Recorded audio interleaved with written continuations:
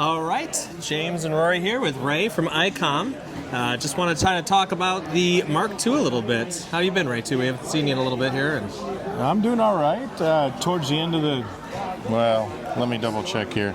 Middle of second day? No. Close enough. It hadn't even been time for second wind yet. He was looking for a later time on that watch, boy. Yeah. I mean, like closer to 4 o'clock instead of 1:30. Geez. Oh, boy. It's still early yet. So we're hoping to ask you a couple questions about the Mark II. Pretty excited to see the release of it. As a old 7300 user here myself, that was my first HF radio. I told you guys were going to get the snarky version. You guys are hoping to ask questions or hoping I will answer questions? Answer questions about the Mark II. There you go, buddy. Come on. Keeping us honest. So I guess our first question to Mark II is, how's it been selling for Icom? Everything going well, and you guys are pleased with the release so far? I've heard good buzz. There's been, as you said, there's a lot of good buzz around it. Would love to have more shipping than what they are, but our production lines are going real strong on them, so I'm pleased with it. That's good. And then the Mark II too. Can you walk us through some of the new things that are in the Mark II that kind of make it exciting? A Mark II. A new Mark II. So I want to make sure that we're straight here because that's how rumors get started. That is true. Oh, I don't want to wait for the Mark II now. There's a Mark II coming. Oh, boy. Just the Mark II, so the current generation that we have here. You're going to dread doing this one, by the way. I know. I like it. We're already happy. We're good. This keeps us honest here. So what are some of the new features in the Mark II compared to the original 7300? Why upgrade at this point? Well, there's 12 dB improvement on the receiver. And for those that are like, I don't know about that, there's the HDMI output for it. Yep. There is a receive antenna in and out. So why did we do an in and out? The reason why is you could put a filter network in between it and still use the same antenna that's connected to your coax connection, or you can go the route of having a separate receive antenna. Oh, that's a nice addition too, especially for those that are starting off. Instead of a USB port like that's on the back of your printer, it's got a USB-C. Also, there's 2 virtual COM ports on it now, one for your software to control it, and then one for the audio for your WSJTX, so when you're doing your digital modes.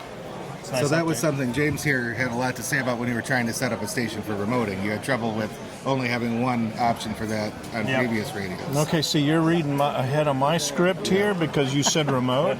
Also for remote, there's an Ethernet jack on the back of the radio. Yep. So the RSBA1 software will work fine with it. There's some third-party software out there that run on iOS devices that you can get from the iOS store, or the Apple store, sorry, and be able to operate. I had one guy said, I was in the men's room operating FT8, and my radio is at home in Indiana. Some people just can't leave it behind, I guess. I'm not going to go there about his behind, okay? So I always have a soft spot for the original 7300. That was my first HF radio I ever got. Okay. And it's still a radio I recommend to people that are getting into the hobby and looking for a first HF radio. I feel like the Mark II here still fills that same role. However, with a little bit more functionality and features. Well, it was one of those why don't yous. Yeah. Well, why don't you guys put this in it? Why don't you put kind of like, well, where were you guys when we did the first one? Yeah. But no, adding the server into it. Oh, and I forgot to mention, you go into CW mode, and then, if I remember here, where is the decode? Oh, right there. It says CW decode. I saw it had the good decoder built in now, too, as well. And is it in the, I know I could look this up, but is it in the same chassis size as the original 7300? Everything else is the exact same thing. That's nice. Is it a little bit heavier or same weight? Because I remember a lot of the 7300s people would use for POTA as well. How often have you grabbed yours? Actually, I originally for POTA used it quite a bit out in the field Grab as well. that one. Here, hold on. I'm going to pick it up. Feats of strength, gentlemen. No, actually, it's it's about the same heft. Doesn't feel really any different. Sounds like it's about the same. Yeah.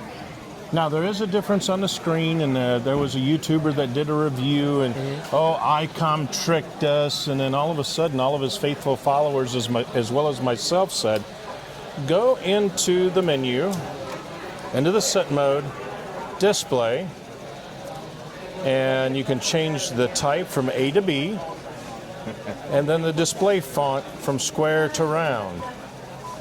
There you go. It looks just like. So back to the original. I was going to say, I think the new interface looks a little bit sharper there. It does. It looks cleaner it's a somehow. different, It's a little cleaner. It's a different screen. From the angle, it's got a little bit of a tint to it. Sure. But outside in bright, direct sunlight, you can see it better. Okay. With that little contrast in it. I personally love the addition of the Ethernet as well as the USB-C and HDMI ports. I think Icom nailed it.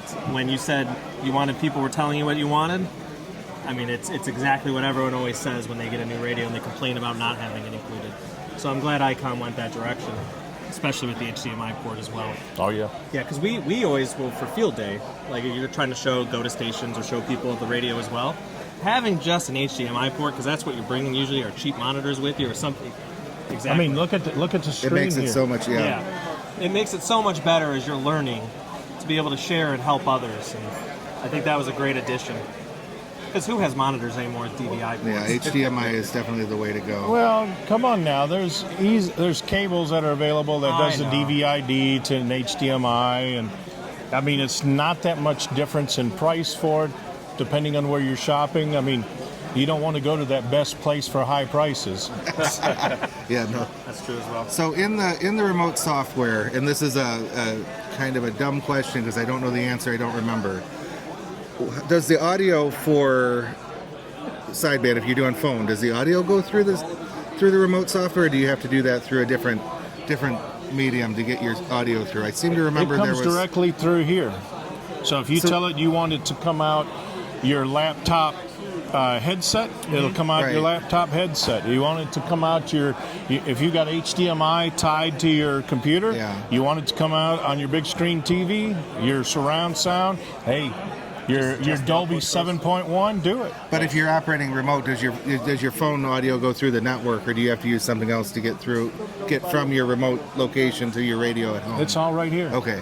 I'm remembering days of old. I've not remoted anything in years. So there's two parts to it. Okay. One is the remote control, which we're looking at the GUI right now, and then the map. The other one is the Icom remote utility. Okay.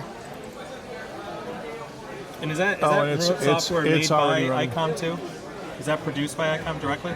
Icom and a partner with us. There we go. But Sorry. built for your infrastructure, I guess Yes. is the way to say that. So you got your audio frequency and then your modulation control right here. Yep. Okay. Your speaker is the default device. Your mic is your default device. You can go in here and make the adjustments for what you want. So that's coming back to me now. That's showing the handshake between you and the remote. Right. Whatever the remote is. So, okay, I'm remembering now. That was almost a bad question just because I didn't remember, but that's been solved with that. So that's all seamless in the remote software. Good to go. I actually am curious to play with that. And one of the things that I do with it is I will set up the utility, and it will tell you what your ports are that you're using. So your COM port is number 5, and you got your default devices for your audio. Yeah. Yep. I then will take my WSJTX or my logging software and will point to those ports and those audio devices. So it then will demodulate for me. Yeah. It's nice. You're not having to go through a bunch of settings to figure out what your COM port is and device manager, what audio devices are being used where. Yeah. It was when the ins and outs on the backside were first released on this one, I was very pleased to see the Ethernet, the HDMI. You guys really were listening to what people were saying on that one, so that was cool to see. So, anything new from Icom as well? What else is coming? I hear from a person who owns two 5100s. I have one in the car and one in the house. Love the radio. Wait a minute. I thought you guys said we weren't going to do this on camera. You already did it once. Well, here we are. But the thing is, I don't have any information on the new stuff. Come to Dayton. Yeah. Come to Dayton. We'll be in Dayton. There's 3 shows where stuff is launched. It's either Dayton Hamvention, Friedrichshafen, or Tokyo Ham Fair. All right. All 3 Ham Fests we want to get. We're looking forward to Dayton, and as a longtime 5100 user, I'm looking forward to Dayton. So very good. But you guys have seen the video of me showing the 5200, right? Yes. Yeah, awesome. Yeah. Looking forward. Forward to it. I'm glad to see a color display. I'm curious to. Are you able? You're probably not. How's it in the sun? Can you answer that question? Come on, man. It was in a plexiglass case inside the building. That is my number one question. Do you think I got a chance to say rolling it one into moment? The building and there was sunlight of every little thing on the radio, that's actually my biggest question is how is that display in the sun? But we'll find out in Dayton. I'm going to go with this. Based on how they've been listening to user feedback, I'll give them some credit there that it's probably going to be But are you driving choice. a convertible? No, I'm trying. Not yet. No, but where I have it set up, it does get washed out by the sun. So maybe that means it's a me problem. I need a different setup. I don't know. All right, that's cool. We're looking forward to it. What we've seen on it looks excellent, and what we've seen on it sounds like Icom's listening, much like here on the 7300 Mark II. So very good. And as always, Ray, thank you for taking the time here today. Oh, yeah. You're welcome. Appreciate you, and hope the show's going well, and wish Icom the best of luck, especially with a wonderful radio like the Mark II. All right, thank you guys. Thanks.